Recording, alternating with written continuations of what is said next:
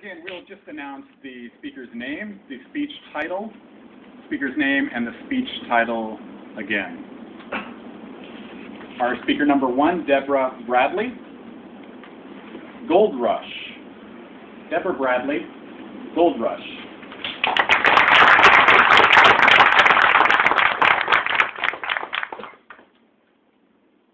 Come with me. Back in time. San Francisco, 1848. None of this was here. The 700 people living in a couple shacks along a few dirt roads. It was quiet, peaceful, everything was familiar. Then, boom, everything changed. The discovery of gold. Like lightning, the news went around the world. Europe, Middle East, Africa, Australia, China. People came from everywhere. The townspeople looked out into the Golden Gate and couldn't believe what they saw. Hundreds of ships with thousands of people. Wild-eyed fortune seekers. As the ships pulled up to the dock, the newcomers overran the town. The townspeople ran in terror in the other direction, except for one man. This was a successful business owner who had lived his whole life in Northern California. And he knew two things. One, there wasn't enough gold in those hills to satisfy a handful of those newcomers. And two, what they brought with them was much more valuable.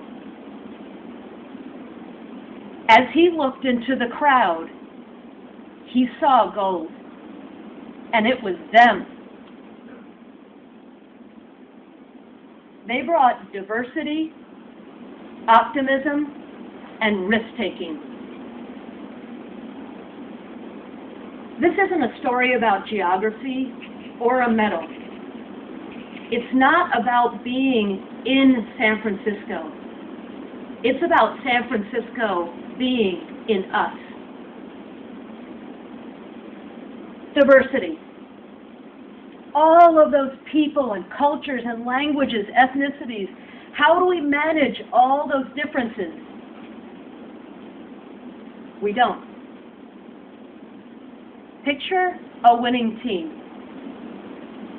Do they win because they're all the same and can make the one shot from one position at one time?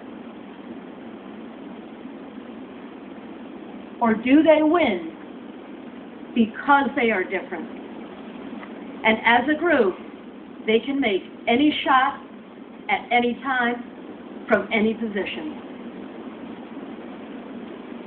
Look around this room tonight. Look at the other people.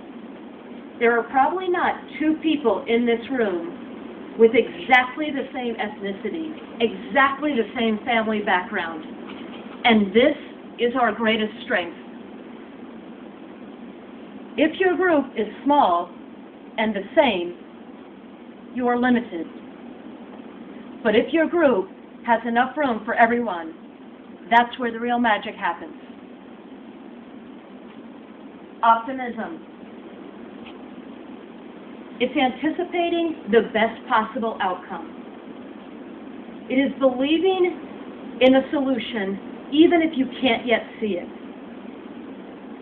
This is the San Francisco in us.